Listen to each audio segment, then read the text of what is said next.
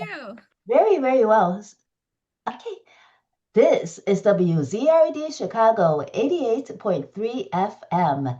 And we have with us at WZRD Sasha Boutros. She is a jazz singer. She's also a very active Goodwill ambassador and activist too. So, Sasha, how are you today?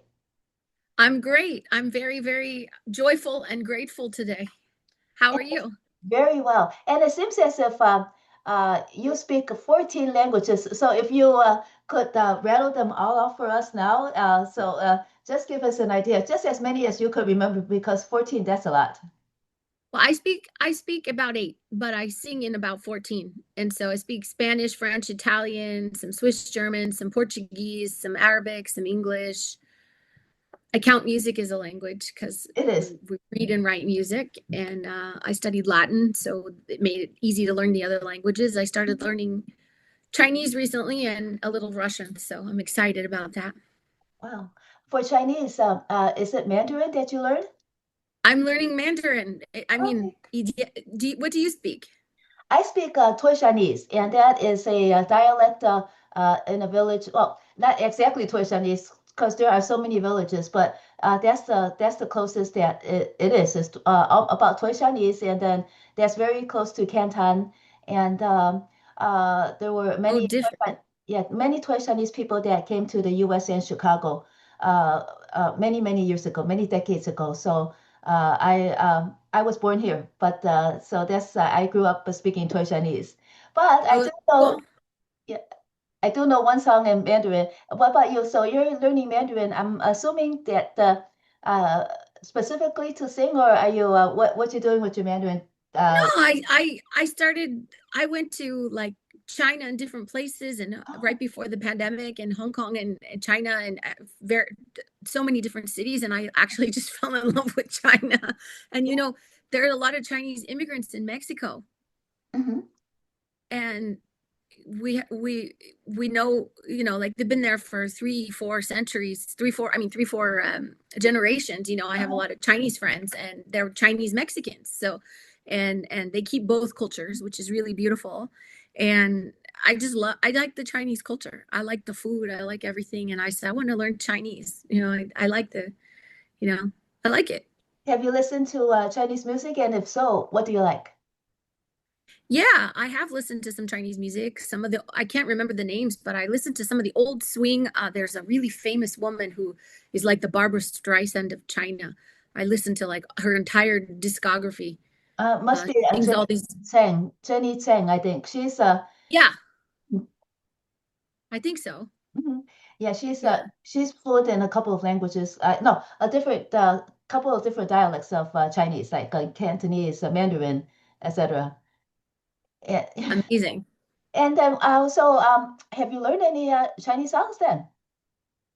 I only once I did sing in Chinese. I sang "Happy Birthday" for a beloved doctor, a Oh, cancer doctor, that really well-known doctor in China, and I had to learn how to sing a happy birthday for him in Chinese. So I oh, sang that.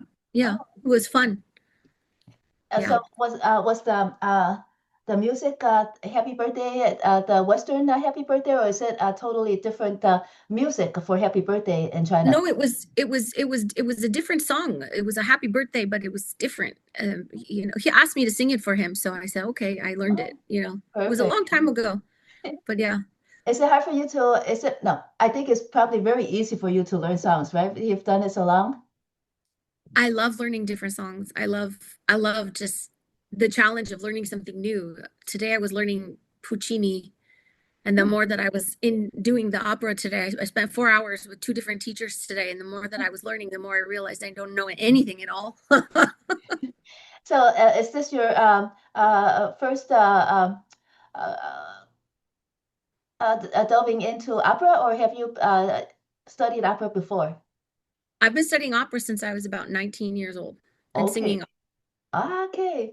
And but then so what is your main concentration in songs? Is it jazz, pop, opera? What is it? So I'm really rooted in jazz, like Mhm. heavily rooted in jazz and Mhm. jazz theory and the structure of jazz, but I don't really believe in borders. So I tend to put everything in the kitchen sink into what I'm doing, but it becomes jazz in some way. It's Mhm. rooted in jazz, but it will be like, I will take a classical piece and I will sing it like a jazz song or a pop song, or I like to move between genres. I've been doing that for over 25 years, and I find it exciting because I think that it's more about the music itself. And so it's what is beautiful. And sometimes it's what's popular, because sometimes for me, it's really about making my audience feel joyful Mhm. and not about, proving a point jazz wise. Well, look at how many notes I can scat, which I can scat, but it's not fun. They want to hear sometimes based on the market, maybe something really lyrical and pretty, or sometimes they want to hear swing, or sometimes they want to hear like a big band sound. So I mix everything together. I just tried to find a lovely combination, but it is mostly rooted in jazz. So you step out into the audience, and then how do you gauge what the audience actually wants? I kind of know by the market who likes what, and sometimes on the fly I change the songs because I see how people are dressed, or the demographic, or the cultures that are in my audience, and Uh, I change the songs sometimes right on stage. and then sometimes the venue, you see what their past bookings are, and you could kind of tell too. Yeah, yeah. And I mean, like I know in France that they like certain things, and so I do certain stuff in France. And but I mean, I really like to have also audience engagement. So it's not always about us. Like when it comes to a brand new album, we do play the music of the album, but I like to throw a lot of other songs in, or songs that the audience can sing together. Mhm. It's really fun when the audience sings along, and even if they don't know the words, like if you do a song that's really simple, they can sing the words if you tell them the words. Mhm. It's fun. It makes everyone and everybody's energy together, like it basically comes together. Everybody's energy kind of becomes more fluid, and it becomes then very cohesive and beautiful in that way. Yeah, music brings people together when Yeah, correct way. Yes. yeah. How did you start singing? You said 19, but I'm sure that you started singing much earlier. I sang as a little girl all the time in church with my grandfather, and my grandfather taught me when I was very young to sing harmonies with him. So I sang in church. I sang for service, and I sang for my faith, and I sang with my grandfather, and um, that's what music, I think for me, that's where music comes from. So music is a higher purpose, and like you said, it brings people together, and I'm very much rooted and understanding that that is where my gift comes from. And so it started there, Mhm. And and it what will. about other children? Were there other children singing with you, or were you the only the youngest member of the choir, or were you doing solos? How did you do solos like as a little girl? No, we just, no, I didn't do them till like maybe I was in grade school, like a teenager, like 12, 13, 14. I Mhm. was very shy. I didn't, I was really, really shy. And if they would put me in the spotlight, I would suddenly lose my voice, which is hilarious because you would think, now you would go like, what? You were shy?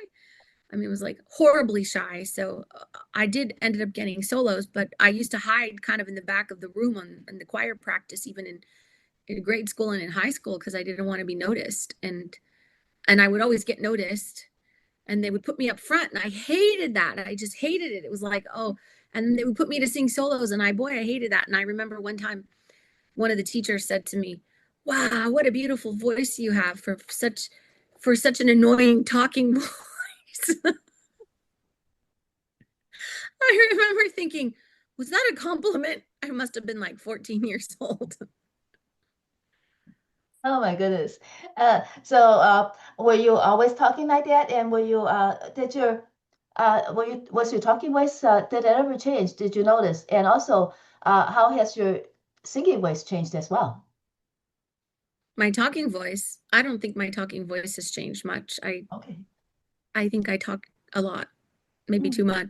In general, it should be just a a little bit. Well, but my singing voice has actually changed a lot, and I had a near-death experience in 2017, and my voice changed dramatically. It dropped.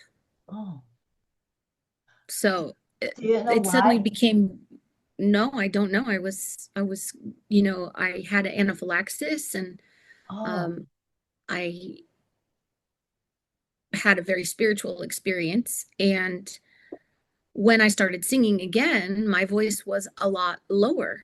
mm, And my voice had always been low. I have like 4.5 octaves, but it was the tonality and the quality of it. It became deeper. mm, Or before it sounded very high, even if I was singing lower, just pitch wise, sounded a little higher. Um, and that really changed, and I think it changed the way my recordings sound. So my voice is more velvety, I think.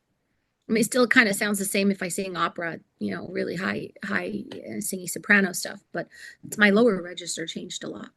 mm. I think it got deeper. That could be age too, who knows? But if it was that close to the 2017 incident, then it must have been the incident that kind of caused it too. But I however, thought it did. yeah, but so in other words, you could still sing high, but your voice became more comfortable in the lower registers, right? Is that what you mean? Yeah. Yeah, so I started to drop my keys, and Mm, somebody said to me, "Oh, well, you know, that happens in your when we get into a certain age, you start dropping keys, and then when you get to another age, it happens even more, and then when you get to another age, it happens more." And I said, "No, no, I'm not dropping it for that reason." And they're like, "Oh, you can't hit the notes anymore." And I said, "What are you talking about? Like I can go from the bottom to the way top, no." I mean, like I can go higher than that. And they were like, "Oh, then why are you dropping your notes? Why are you dropping your keys?" I was dropping them like a third. And mm. I said, "Because it sounds more pleasant for the listener." Oh, And they were like, "Huh? But you could sing in the other key?" I said, "Yeah." And I said, "But if I lower the key and it's very clear, I can talk the song differently than if I sing it higher. It's very clear. I could do both. It doesn't matter. I could sing it in any key. But I noticed that when I dropped it, it was more soothing for the listener's ear. And the megahertz are a little lower, and they're warmer, and it feels better for who's got their earphones. People are all the time having their earphones in their ears, and I realized people are glued to those earphones. And if I, you know, do these softer versions of songs when I'm recording, it actually helps soothe the listener in a different way.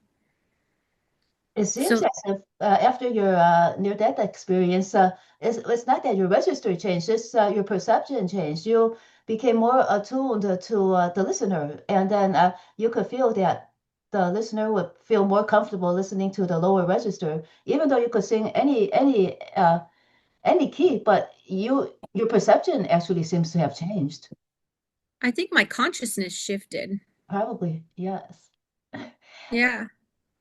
And so, did you feel that you were able to become more attuned to people in other ways as well, not only in music, but let's say in your work, in your volunteer work? Why did you start that? Was that after this incident? No, I've been doing volunteer work since I was probably, and old enough to walk. I was with my grandmother everywhere. My grandmother founded one of the largest, at the time, free healthcare clinics in California. Mhm. And it's called San Isidro Health Centers. There's 61 of them now, and they help a lot of people. They were founded originally for minorities and immigrant workers and the Latin population, and everyone was welcome, actually. And I understood at a very young age what it is to live in service, watching my grandmother, who Lupe Casares is her name, who was just a very loving, kind woman, and how she would give back to the community, feed the community, send people to college, university. She did so many things. And so I was a part of that on a daily basis. And then as I was in school later, after school, uh, and even, through all the weekends and the different stuff that we would do and her fundraising things, and I watched her in quiet service to our community at the border of Mexico and the United States and went with her on every excursion. And so my work started as a child and later with my own things that I wanted to be part of. Like I loved Father Joe in San Diego. We have Father Joe's Villages, and he helps homeless people and homeless families and children, and he's very impactful. So I would help as much as I could. And later it became fundraising, and later it became singing to earn money for homeless families and for people on both sides of the border, including orphanages and individual children that I thought were extraordinary that I would try to help. And I'm just a musician. So like, I'm not super wealthy or anything, but I realized that sometimes I could use my voice for more than just raising money for a cause, that I could also use my voice to gain awareness for helping others so that, you know, at an orphanage where children need clothes, I could say, hey, I'm doing a fundraising for that. And, when you come to my show or something, maybe you could bring a bag of toilet paper or baby shampoo or diapers. Here's the list. This is what we need, or you could give me the money or a gift card and I'll go buy it and take it down to them. So that it started from a child till now.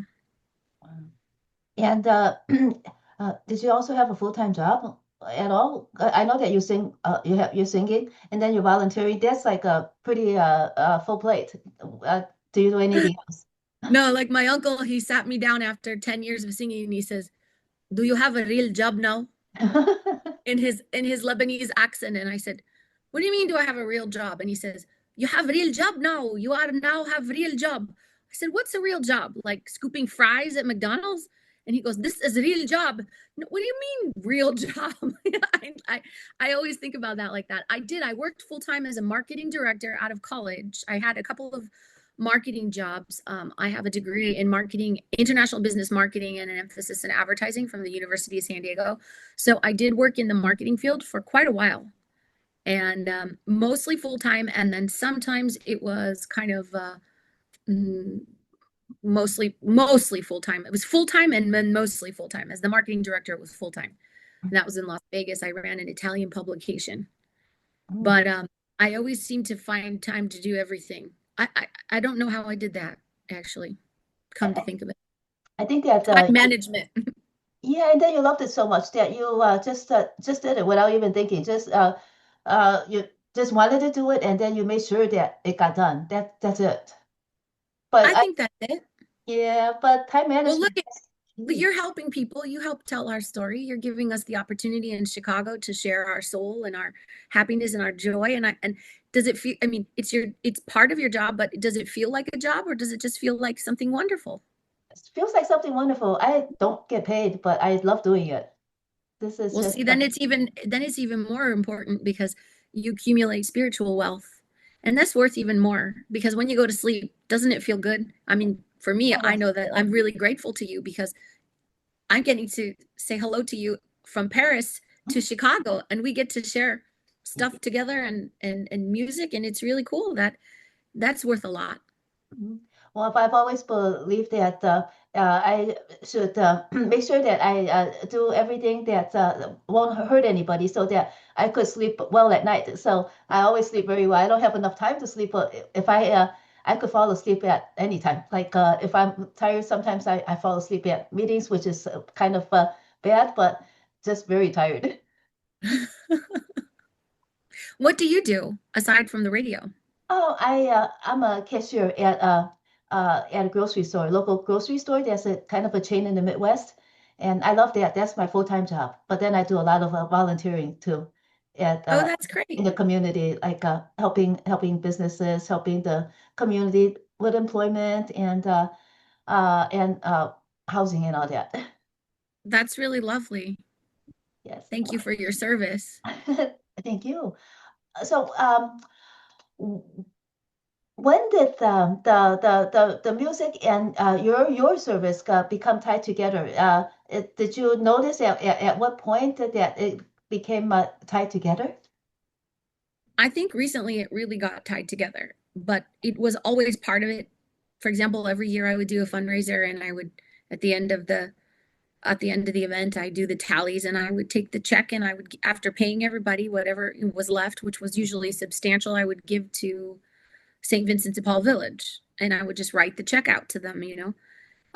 It was something that I tried to do or give a percent of every time I did a show quietly. I often did it quietly, with the exception of the Speakeasy Christmas we used to do for Sacha Supper Club.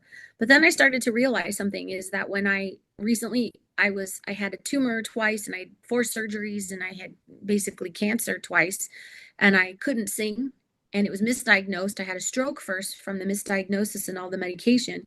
And then I have like asthma and lung stuff and they just kind of said, oh well, it's the same thing it always was, but it wasn't. And it was pushing on my diaphragm, the tumor, causing me to not be able to breathe and have a real hard time when I was singing. So I kept getting rushed to the ER. I had like 12 visits in 6 months. And they just kept saying the same thing over and over again. Oh, let's just give you more steroids. Well, they gave me so many, I had a stroke. And I couldn't sing for an entire year. And so I've had a lot of downtime in between deciding whether I wanted to sing again, because I realized when you have a stroke and your face is kind of paralyzed on one side and you know you can't sing and you have like you have tremors, so you start like going like this and you shake a lot and your nervous system is shot and you need calm and quiet, and it just made me really dive in deeper to my spiritual path. And as I was on that spiritual path, a lot of other, you know, I would say it's been kind of like a wonderfully awful 4 years because of health reasons. But then if it weren't for those health reasons, I don't think I would have dived in as deep, because I would have been running around like a chicken with my head cut off, trying to get to the next gig, get the next paycheck, get the next place, go to the next city, sing the next concert, put the next song out. And so it really like forced me to be paused. And when you're forced to have a pause and you can't do what you do, you can't work, you can't do a lot of things, and you have to really take a moment to actually just breathe, you start to really think about what your purpose is. And so I've always known what my purpose is, but then I realized I wasn't living my purpose. How so? I think that I was looking at music as like, oh, I want to be a star and I want to get ahead and I want to get signed and I want to do this and I want to do that. And my focus is really different now. It's more, who knows how long we have here, and who knows like if I'm going to be able to sing, if the tumor will come back and I won't be able to sing, because every time they operate me it's like 8 months off, so or there's a treatment. And so I think to myself, how do I want to use the energy that I have, because it's a currency, our health, our energy, time, it's a currency. How do I want to give of myself to others? Do I want to go and just put myself anywhere to sing? No, I do not. No, I don't want to do that. And since I have sometimes limited energy, I think, how can I make the best of something by bringing people together for multiple reasons, not just music, in love, in peace, in camaraderie, to elevate whatever moment we're all sharing together, to remind them of our shared humanity. How can I use music to propel that to a different level? I don't want to just show up and sing a song for you. I want us to share a moment together. And I want you to feel really good when you leave, as I will if you shared with me, and pass that on. Because right now, I feel more than anything, there are a lot of light workers and peacemakers, and we need to all continue to talk amongst us and stick together to create this cohesiveness so that all souls can be lifted just a little bit and shine more light together. And that's what really changed. I think what you're saying is that you're trying to help create uh, a moment for your audience, a person, so that they will remember that moment, and that moment will affect the rest of their lives in a way that it will help improve their lives or improve the lives of others. Yeah. And energetically they'll feel a little different. And I sometimes feel like in the jazz realm it's a very selfish sport and it's very male oriented. And it's really like, hey bro, and let's just play amongst us. But I mean, there's also excellent people that are also doing what I'm doing, and I I just didn't want to be that part of it, that selfish part of it. I didn't it's music is a gift that continuously gives, it keeps giving, and so it's like a responsibility to share. And how can you use it to create other things around you? So like with the recent tour that we went to Seattle. The French musicians came from Paris. We went to Seattle, we went to LA, we went to Long Beach, we went to Palm Springs, we went to La Jolla, finished at the Conrad, and now we're playing Friday and Saturday at Sunside Sunset in Paris. It was a cultural unity tour between the United States and France. And now there's a lot of things that people don't remember. And there was a lot of France and US used to have a great partnership, and then they didn't, and then they sometimes do. And people don't realize that we can always find a point in common if we take a moment to talk to each other and share a little bit about each person's background, likes, dislikes, happiness, joy, sadness, sorrow. And the tour was for that reason. And so like people didn't know a lot of things when we were talking about them. They didn't know that in America the last leg of our war was funded by the French, and we emancipated from England because of France helping us. These little tiny things that a lot of people know and a lot of people don't know, or where the music came from, or that all these people on my CD are actually immigrants and they're all traversing just like the people are right now in our country. And some of them had to leave because of their religion or their skin color. There's a reason I put all those people on my album. Oh. And So the name of your album, hmm? the name of your album, so that our listeners. Oh, Sacha, it's Paris After Dark. It's 100 years of French and American composers in the city of light and love. Perfect. Uh, so you compose as well, correct? You Yes, compose, yes. And which songs on the album did you compose? I didn't compose any of them. I wrote the arrangements. Oh, Since it's a documentation of 100 years of historical music, okay. I didn't compose any. Just I did do I guess you could say it's a new version. On track 3 is Ne me quitte pas, and it's a mashup between Jacques Brel, who's Belgian born, known as a French songwriter, but he's Belgian.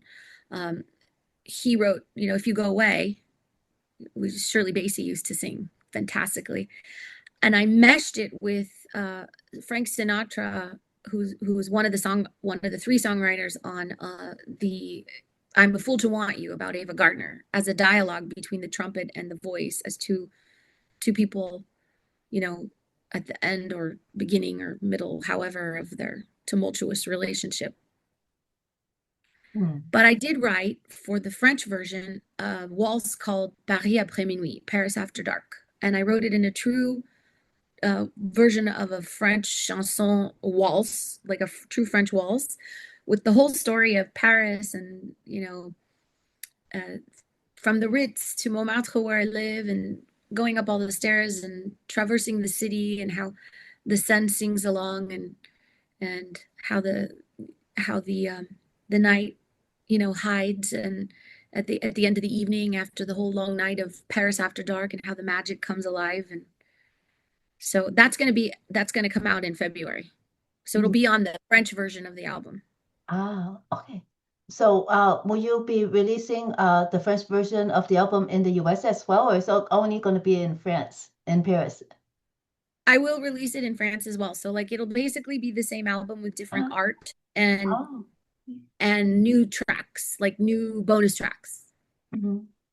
So you're talking about After Dark, and then you've absorbed a lot of the culture. You know uh, all the feelings and the little rhythms of the dark. How long did it take you to absorb all that? How long have you been living in Paris? Since 2017. Okay. So I've been going back and forth, but I'm living here full time, and then slowly, like, I went half and half. And I mean, about this, I mean, I think I was supposed to blur the background, you said, but this is my apartment in Paris, my artist apartment in Montmartre at the top of the hill. It's beautiful. You have the piano too, so you play the piano as well, right? You used it to write your songs and compose?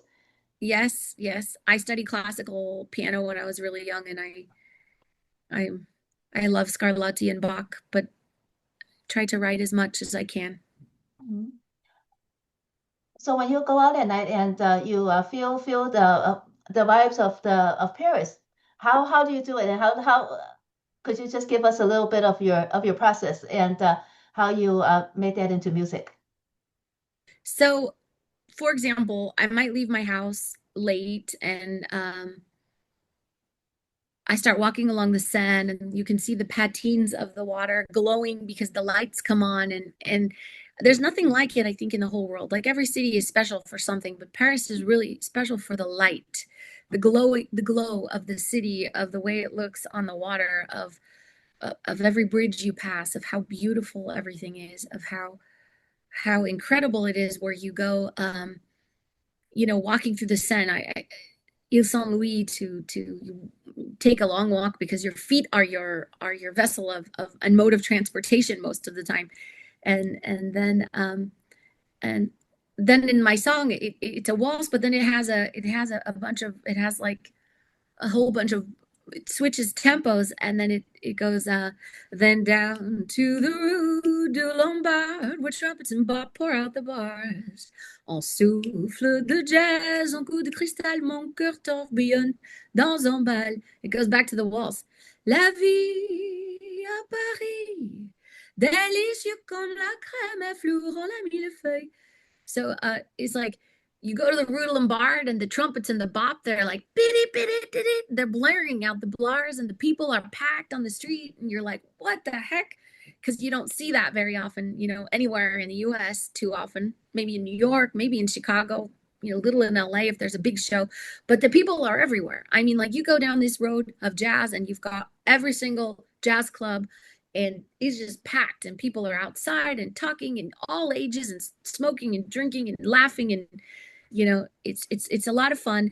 And then you might go, like, for example, you might go from there, and you finish, it might be 4 in the morning when you're done there, and you're trying to get a taxi on the street, and you're hailing the cab, and you might end up walking for a long time, or taking a bicycle, or doing something, because you've then got to go, home, and you've got to eventually get home. And so there you go. Mm, So that's what happens. You're up the stairs, 276 steps. you count it to Yep. get back up to your apartment. Yep. Yep. And back up by the church. Ah, so you live by the church then? Yes. I Okay. live right by the church, and I'm literally at the top of the hill, and it's really, really beautiful. I can turn the camera around if you want to see the view. I mean, I have like a panoramic view of everything. It's so Yeah, go ahead. pretty. Go ahead. It's just You want to see? yeah, All definitely. right. That's our opportunity. It's like we Wait, little how did travel I? moment. Yeah, I lost the I lost the screen. Hold on. Okay, wait. there we. Oh my gosh. So I don't know if you can see, but it's like literally at the very top of the hill, Uh-huh. and it's like sans vis-a-vis. So, like, you see there, if you look all the way to the left, I don't know if you can see it. There's a big house right there. That's Renoir's house, and the house right in front is where Eric Satie lived, Oh, okay. who Very. wrote all the Gnossians there. Uh, he what? He wrote the Gnossians there. Da Oh, da uh-huh. da da da da da. Okay. Yeah, it's All those beautiful songs where he doesn't notate his music, so all the music runs into each other, and you can't tell if you're supposed to play it with your right or your left hand, because he just put everything everywhere uh, on purpose to make everybody crazy. yeah, but everybody then plays it in their own way and it still works out. Yeah, isn't that nice? Yes. That's amazing. There must I think he had a method to his madness. Yes, he did. He did. It confuses your eyeballs though when you're reading it. Yes. So what do you do anything with the church since they're next door? No, but I go over there and pray a lot. There's the church, then there's another church. There's the big cathedral, and then there's the one next door, and then there's a private church next to that. Wow. And I like to go in there when the sisters are praying, and I like to just go in and listen to them pray. Mhm. So it's nice. Do you talk with the sisters at all? I do. I like to talk with them. Mhm. Yeah. I just read an article about three nuns. I can't remember what country they were in, but uh the Alps, that Sound of Music, where was that based? It was in that country, and then they were forced to go into a nursing home so they could close the convent, but then Yes. somehow they escaped and they went back to their convent. All the nuns are 80 something years old, three of them. Oh, really? Yes, Where was that? Swiss Alps, where the setting was for Sound of Music. Actually, Oh, in Salzburg, you mean in Salzburg, yes, Austria. yeah, Yes, with Maria von Trapp and yes, everybody. and The yeah. yeah, even one of her granddaughters or went to visit with the nuns as well. Oh, that's so nice. They came to the United States, and you know what's so weird? In Austria, nobody knows about any of that. They don't acknowledge it. Oh my goodness, why would they? Why not? Do you have any I idea? don't know. I think because they kind of defected, like because they wouldn't be part of the Nazi party and they left. And I think it's the strangest thing, but we celebrate, that movie and all that stuff. And then when you go to Austria, I've been on tour like everywhere, and I'll always say, the Sound of Music and whatever, and they'll be like, no, no, no, no, no, no, no, no, no, nine, nine, Oh my goodness, it seems as no. if they were blackballed in Austria, the family. It's really, yeah, it's so horrible. Wow. Anyway, let's get back to you. So when you started singing, when did you feel that because you were trained in classical in the beginning and then you were singing at churches, then how did jazz happen? I loved singing classical music. It was really expensive and it kept getting more expensive. And I was in school full time and I played sports. And at the same time of playing sports and singing, I was also working 30 hours a week. Oh my I'm goodness. sorry. Could you hold on a sec? Yes. Excuse me, Mom. Irma, could you please get off the phone? We're recording live. Thank you. Sorry, my No, mom that's is visiting and she walked in and she doesn't realize I'm on an interview. And so now the whole world gets to see that, which is embarrassing. I no, have that's a Mexican mom, so that means a lot. yeah, of course, definitely. No, no worries. I didn't hear anything too, but you could anyway. So school was expensive.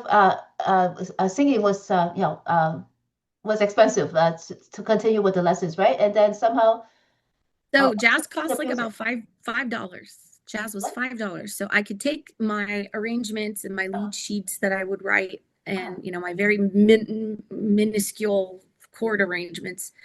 And I could go to the jazz club and for $5, eventually it was 10. And then sometimes the bouncer knew me and he was real nice and he would just say, go ahead and go in. I would go and I would buy a Coca-Cola and I'd go to the jazz club and I would practice. And oh, so $5 a day is a lot cheaper than or than $250 lesson every time. uh, so what do you mean by practice in the club?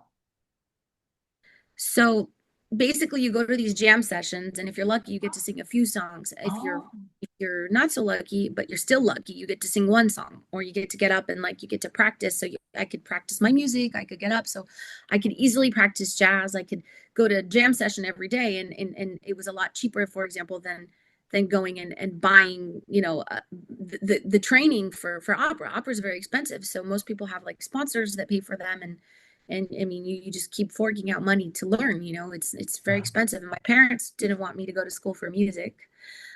They wanted me to go to school for, my dad used to say, you can be whatever you want when you grow up, doctor, lawyer, or engineer.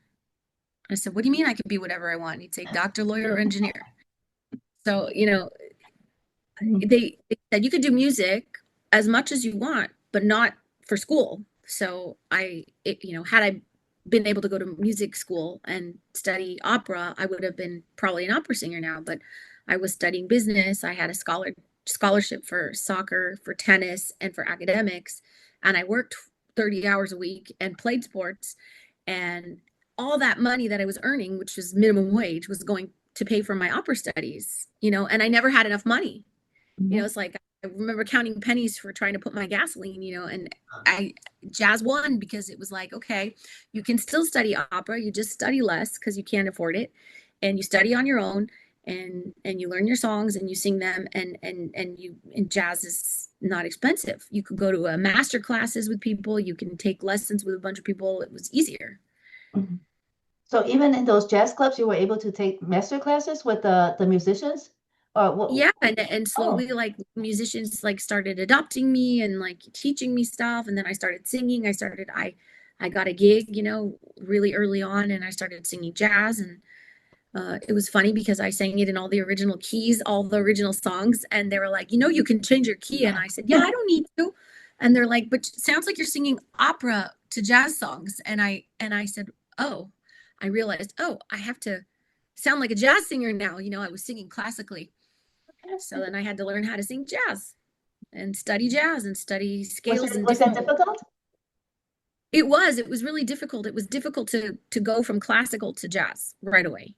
Mhm. Took a while to like took like really a year to like really get it, like to start to get it, to see that everything was different, reading note for note to then reading chords. Mhm. Okay. So jazz is chords and classical is notes. Yeah, and classical's so rigid. I mean, you have to actually do it exactly the way it's written, and in jazz it's like there's a form. Mhm. It's like you get a chart and somebody says, "Oh, play this," and you can play the song the way it's written. I always tell my student, play the song the way it's written the first time, but then, stay within the chords and manipulate and sing and improvise and do it your way, the second pass, so it's interesting. So when then we hear you. Mhm. So you Was it? can't do that in opera except maybe in Handel. Oh, that's why they have a handle with the do-it-yourself Messiah, right? So that Yeah. people could join in. So when you was it hard for you to learn music, like the chords and how to be fluent in the music language? Was that hard in the beginning for you to learn? No, I grew up with Spanish, French, and English and Arabic in my house. Uh, So for the Italian, I studied Italian at USD, and I studied 5 days a week. And at the end of 3 months, I was fluent, and I studied it for about a year and a half, I think 2 years, mhm. to be able, we studied writing and speaking. It wasn't just speaking, writing as well. And so it was 3 days of written Italian and 2 days of oral. Oh, uh, And after 3 months, I started speaking fluently and made it easier to sing. oh, what I think I was music. Was it hard for you to learn the music, like the chords and the various, just Oh music yeah. theory? Was that how at any point was that difficult for you? I know it was difficult for me, but and I still haven't learned it. But how was it hard Well, for you to learn? How did you learn it?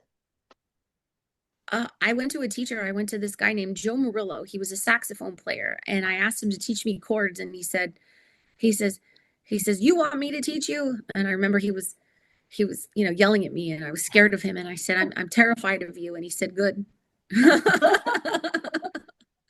And he taught me, and I brought my book, and he taught me music. And then James Moody started teaching me some music, and Red Holloway taught me some music. So it was it's very different. It was very different language, right? What do you play? I just sing, and not my repertoire is very limited because I'm so busy. I'm uh, not like you. They could do so much at the same time. It's a little more difficult for me, but I do sing. I like singing Christmas carols during during the Christmas season at my store to get donations for holiday dinners because we collect for holiday dinners and then I when I'm off I volunteer some hours to and sing. The customers love it and I get a lot more donations that way. Wow, that's so nice. And I go to the nursing homes too, the various rehabilitation centers in our neighborhood. We have a lot of them.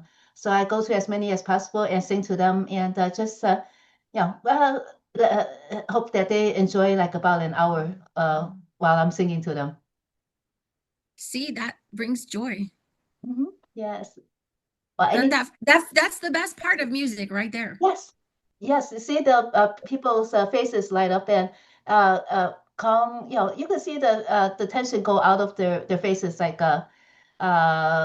soften up. It's really Right. lovely.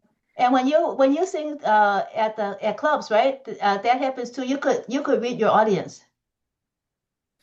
I try to read the audience. It's hard to read the French audience, I find. Why? I thought French and the Japanese don't clap until everything is finished and then they clap and then there's some emotion, which I always thought was funny. But the French, sometimes I'm watching them and they're just,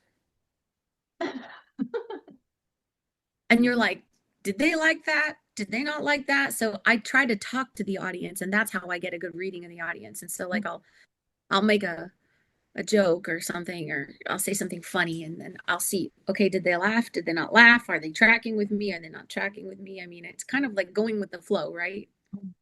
And when you've said in the audience before, is that how French audiences are, even with other performers? They're always like that? I think it depends. It depends. It depends. Sometimes they're really, really verbal and you're like, wow, where did that come from? Like they're really into it. I never know. Like some audiences are really, it's like a collective energy. So it's like, how do they feel? And sometimes you can come up and pull that up. And sometimes they're so quiet that you're like, oh, wow, they're really listening. Oh, they're really listening. Mhm. I get Yeah. shy. So you've expanded your network quite significantly when you started learning jazz with those jam sessions and going to the clubs. Yeah. I Is that how? started to make friends with everybody and work with people. I still work with some of the same people Mhm. in LA, which is really nice. Is that how you got some of your gigs as well? No, Huh? I got my gigs by hard work and I used to make press kits Oh. and old fashioned press kit with all the photos and the little demo inside. And I used to put a little piece of Velcro so when they opened it, the CD was there and they could just pull it off. And I mean, I really made a beautiful marketing kit. They were expensive to make, I remember. And I would, come someplace with the marketing kit and give them the marketing kit and talk to them. And quite often I got a gig because I told them I could promise them to raise their profits if I sang there, which is all they cared about most of the time. So Mhm. sometimes I would get the gig and sometimes I wouldn't. And if I were able to bring more profits to the club or place that it was, then I would be invited back. But I would usually try to negotiate long term so that, like, okay, I'm going to do this, but then it's got to be like this deal. So, sometimes I'd work out a percentage base. No, but nobody ever helped me get a gig. Not really. Mhm. So did you use your marketing degree to do that, or was this these press kits? Did you make them before you got your marketing degree? No, no, no. This was after the marketing degree. I So you think applied. I was really able to use my business degree in pretty much everything that I did. Mhm. Yeah.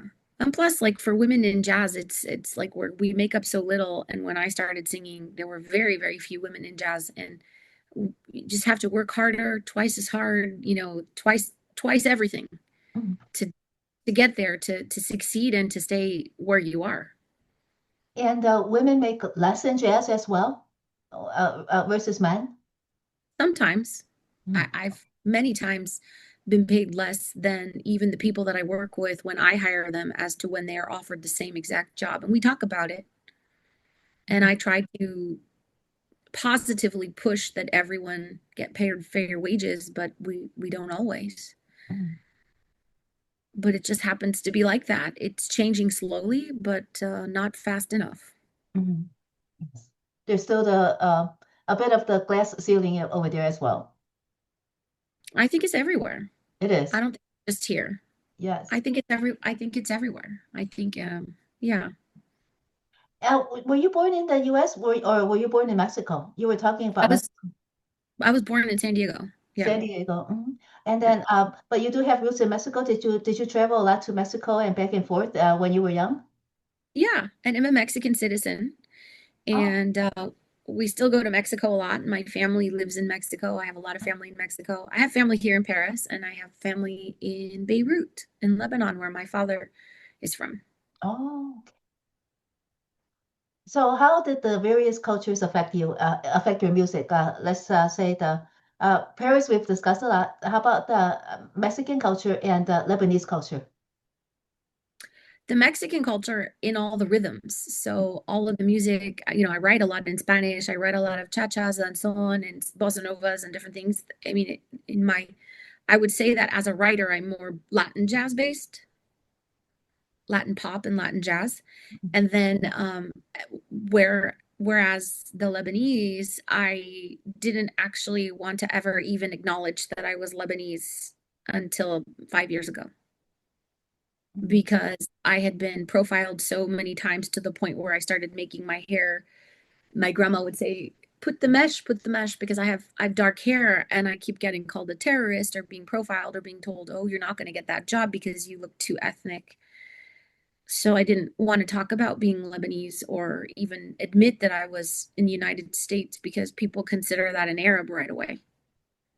When in fact, in my DNA is Levantine and there's no Arabic blood in me at all. It's Lebanese. And now I say, well, I'm Franco-Lebanese, and I'm very proud to be my culture. But it took a long time to feel that. But so what I did is I recently started putting Arabic rhythms and I put the Latin and the Arabic together in some of my music, which is really fun because it works really well to do Arabic with Afro-Cuban stuff. Mhm. So in your current album, Paris After Dark, which number of tracks has the Lebanese flair in it? I don't think I did anything for that on there. Okay. I was going to, because there's a lot of Lebanese in Paris, and there's a lot of prolific Lebanese that were here, like Enrico Macias, but I decided not to, because I wanted to stick to the pure essence of the soundtrack of the jazz part of Paris After Dark, which doesn't include the Arabic stuff. But Mhm. I did record Salma Ya Salama, which is an Arabic song, and it's going to come out next year. So I did do that to celebrate that, which is about an immigrant that travels and leaves his home. It's a Bedouin song from over 120 years ago. And he leaves his home and he goes looking. It's in Arabic. I sang it in French, but I'm going to do an Arabic version. And he leaves his home and he walks out, and he's looking for a better life, and a better life for him and for his family. And he thinks that he sees this beautiful water and village and this big trees and everything, and when he puts his hands down into the sand, which he thinks is the water, he realizes that it's just sand. And Mhm. he says, oh, with hope in his heart, he keeps walking looking for the better life. Well, it So was a mirage then. It was a mirage. it was a mirage. Yeah. And you wrote the Yeah. song. It's a totally.